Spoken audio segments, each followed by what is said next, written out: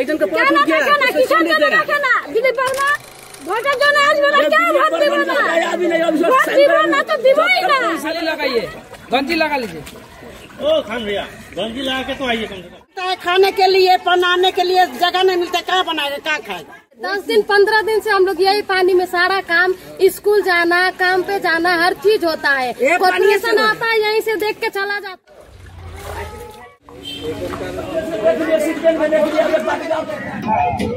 বেশ কিছুদিন ধরে শহর শিলিগুড়ির 46 নম্বর ওয়ার্ড সংবাদের শিরোনামে রয়েছে। আজ আবারও 46 নম্বর ওয়ার্ডের যে অবস্থা তা কিন্তু উঠে আসলো স্থানীয় বাসিন্দাদের মুখেই আপনারা শুনতে পান। তবে আপনাদেরকে কিছুটা জানিয়ে রাখি, 24 ঘন্টা পার হয়ে গিয়েছে, তবে এখনো সুরাহা হয়নি সেই মৃত গরু। এখনো মৃত গরুটি সেখানেই পড়ে রয়েছে, ঠিক একটি খাবারের দোকানের পাশে।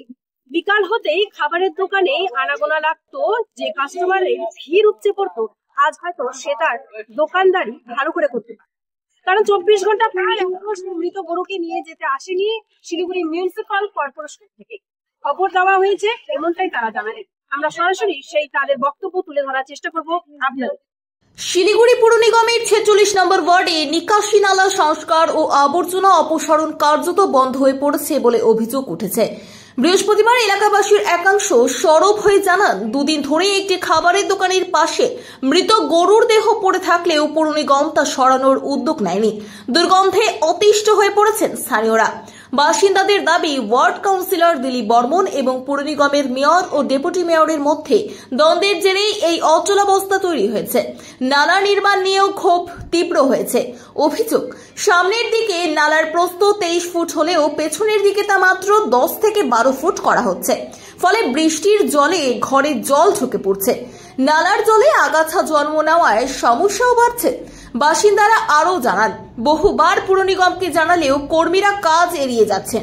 সম্প্রতি কর্মীরা এলাকায় গিয়ে সাপ থাকার কারণে নালা পরিষ্কারের কাজ অসম্ভব বলে ফিরে যান।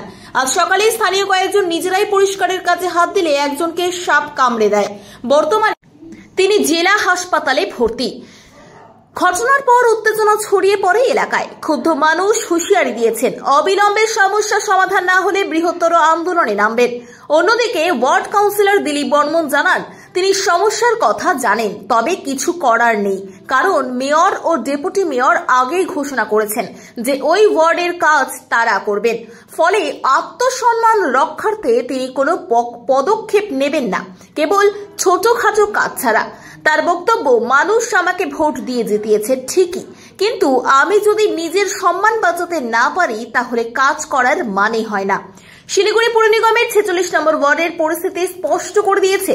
রাজনৈতিক দ্বন্দ্ব ও প্রশাসনিক গাফিলতির কারণে সাধারণ মানুষ কতটা ভোগান্তির শিকার হচ্ছেন। মৃত পশুর দেহ অপসারণ থেকে শুরু করে নালা সংস্কার সব কাজই কার্যত থমকে আছে। এর মধ্যে সাপের কামড়ে এক বাসিন্দার আহত হওয়ার ঘটনা উদ্বেগ আরও বাড়িয়েছে। স্থানীয়দের দাবি, দ্রুত সমস্যার সমাধান না হলে বৃহত্তর আন্দোলনে নামতে তারা বাধ্য হবেন। এখন দেখার বিষয় পুর নিগম কর্তৃপক্ষ রাজনৈতিক লড়াই সরিয়ে রেখে মানুষের স্বার্থে কত দ্রুত পদক্ষেপ নেয়। समस्या कितना दिन से है? कितना दिन से? अब तो कितना दिन से? तो बहुत ही दिन से। क्या क्या समस्या होता है? मच्छर उच्छर क्या क्या समस्या है? मच्छर का समस्या वो तो हम नहीं बोल सकते, मच्छर तो लगबे करता है। काउंसलर या आता है, कोई काम वाम होता है यहाँ पर? जब हो रहा था तो आया। अभी क्या हालत है, अभी क्या सिचुएशन है इसका? अभी क्या है? अभी कुछ नहीं है, जो हुआ सो हुआ। वो क्या हुआ? जो हुआ वो क्या हुआ? क्या हुआ? घर तोड़ा, किसी को तोड़ा किसी को नहीं तोड़ा। क्यों किसी को तोड़ा किसी को नहीं तोड़ा? क्यों? मैं क्या पैसा वैसा का क्या है, क्या मामला है? वो तो हम नहीं जानते हैं। যখন জিতে না তখন কাউকে পুছে না কেন, কিসের জন্য? সব জল ঢুকে যায় বাড়িতে, জল ঢুকে যাচ্ছে, এরকম হয়ে যাচ্ছে কেন? একজনকে ভোট দিবে না কিসের জন্য দেখে না দিদি পাও না জিতে না এখন পুছে না কেন, কিসের জন্য পুছে না? হ্যাঁ, মানুষ মরতেছে দেখে না কেন? এইবার ভোট দিতে আসো, ভোট দিব না আমাকে পাড়ার লোক, ভোটের জন্য আসবে না কেউ, ভোট দিব না, ভোট দিব না তো দিবই না। দেখে নাই সব দেখে থাকবেন, হাত পাতলে যাবো না কেউ। সব কষ্ট মরে যাচ্ছে, কষ্ট মরতেছে, জল ঢুকে যাচ্ছে।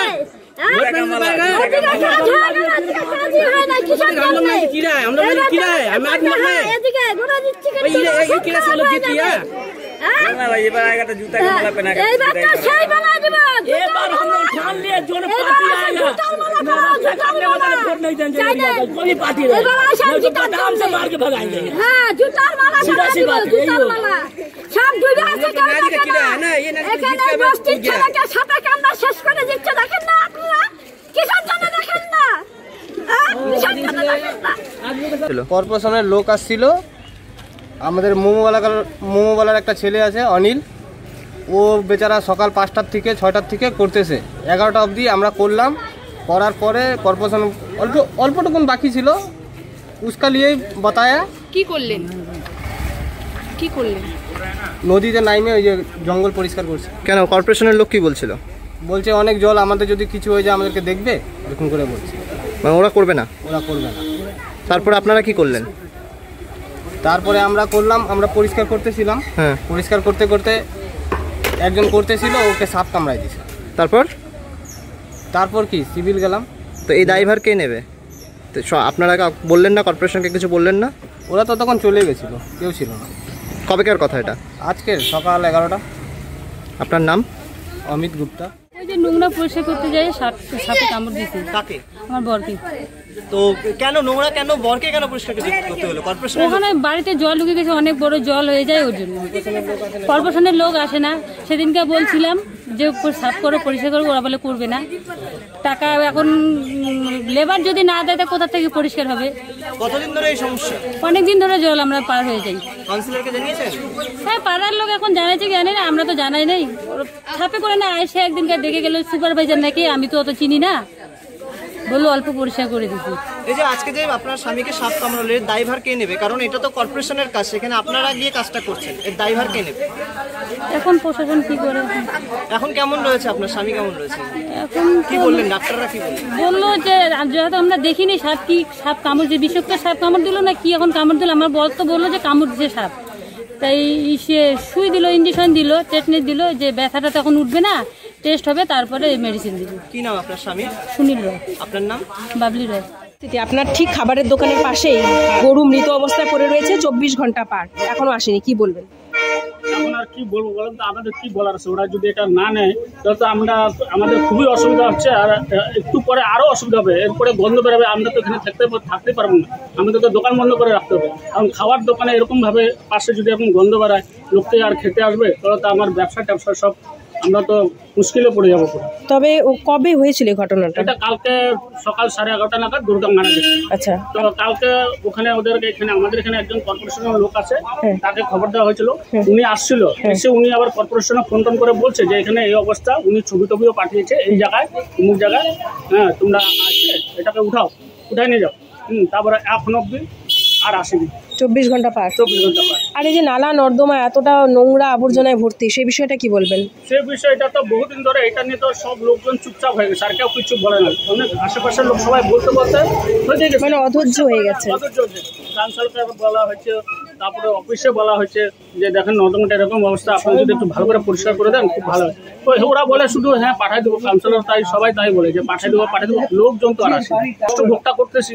এই যে মাঝে মাঝে এরকম নোংরা হয়, জল যায় না, গন্ধ বেড়ায় এই।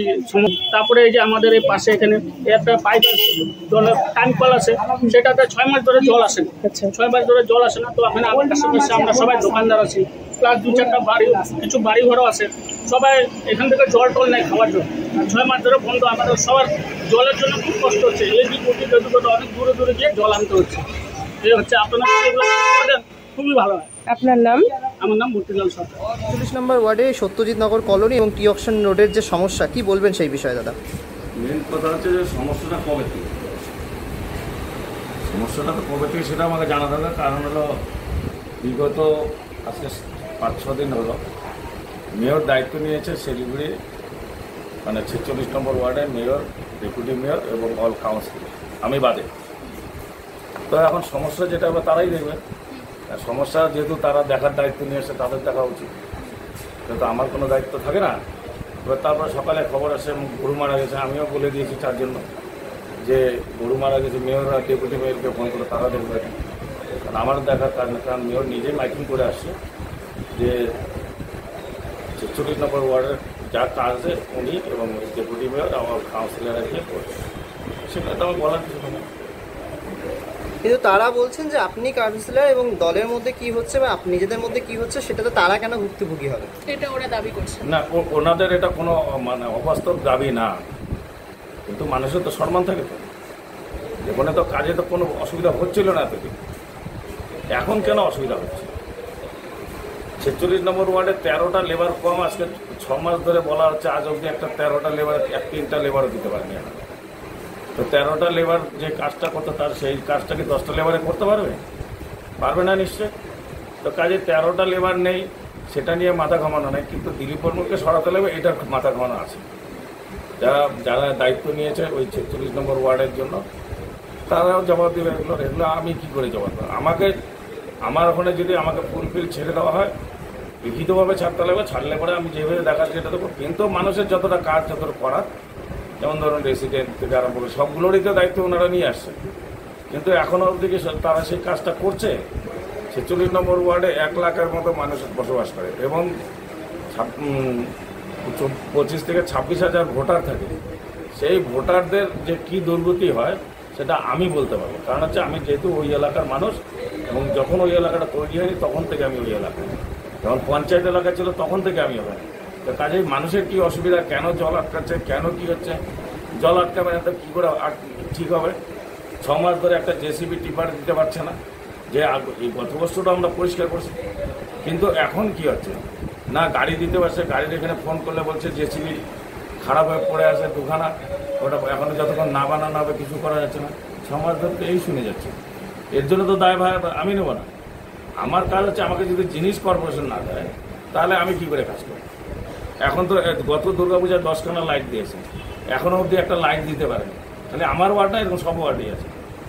অনেকে বলে না, আর আমি বলি, সেখানে 120খানা লাইট কিনে নিজে লাগিয়ে দিয়েছি। সেটা এই ডিপার্টমেন্টে যারা কাজ করে তারা বলতে পারবে ভালো। 46 নম্বর ওয়ার্ডে 22খানা কালভার্ট আজ অবধি কেউ হাত দেবে। 22খানা ওয়ার্ডের কালভার্টের কাজ আমি নিজে কমপ্লিট করেছি। আবার 6খানা কালভার্টের কাজ হচ্ছে, এটা কর্পোরেশনের পয়সা না, কিন্তু এত কাজ করার পরে মানুষ জানে কে কাজ করছে। কিন্তু ওনারা মাঝে গিয়ে বলছে যে এই লোকগুলো এসে তাদের কাজ দেখবে। যে কোন সংবিধানে আছে যে কাউন্সিলর বাদ দিয়ে সাধারণ মানুষ, ওই সাধারণ পার্টির লোক গিয়ে ওই সই করতে পারবে কি? নিশ্চয়ই পারবে না। সেই সইয়ের কি ভ্যালু থাকবে না। তো তাহলে এই অবাস্তব কথাগুলো যিনি বলে আসেন, পাবলিক তাকে ধরে জিজ্ঞেস করছি যে তিনি কেন ওই মাইকিংটা করে আসছেন। আমি তো এখন তো এটা কি আছে, এটা তো শুরু। এখন সব পাবলিককে এখন ওনার এই অফিসে পাঠাবো, যে উনি যেটা কথা দিয়ে আসছে মানুষের কথা মানুষের মতো হওয়া উচিত। যদি আমি একটা কথা বলি যে এটা কাজটা করে দেবো তাহলে করা উচিত, বলবো না আবার বলবো, এটা সঠিক না। যেমন উনি বলেছে 31 কোটি টাকা 46 নম্বর ওয়ার্ডে কাজ হচ্ছে। এখন আমাকে হিসাব দিয়ে দিক না যে আমার সঙ্গে ঝগড়া লাগার আগে পর্যন্ত ছিল 18 কোটি টাকা, আর এখন এই কয়দিনের মধ্যে 31 কোটি টাকার কাজ হয়েছে। তাহলে এটা বাস্তব অবাস্তব তো সে তো মাঠে গেলে দেখা যাবে, মাঠে না গেলে তো দেখা যাবে না। মানুষের যে 46 নম্বর ওয়ার্ডের দুর্ভোগে তো আসছেন না অনেক আগে, কিন্তু দুর্ভোগ অনেকটা মেটানো হয়েছে। কিন্তু যখন এখানে গিয়ে আবার সমস্যা তৈরি হচ্ছে তখন যে সমস্যা তৈরি করে তাকে চিন্তা করতে হবে। আমরা এই মুহূর্তে স্থানীয় বাসিন্দা এবং যে ওয়ার্ড কাউন্সিলর দিলীপ বর্মনের সরাসরি বক্তব্য আপনাদের মাঝে তুলে ধরার চেষ্টা করলাম। দেখতেই পেলেন এবং শুনতেই পেলেন। তো আপাতত এখানে বিদায় নিচ্ছি। আগামী আরো আন্দোলনের অবশ্যই নজর রাখুন শিলিগুড়ি এক্সপ্রেসের পর্দায়।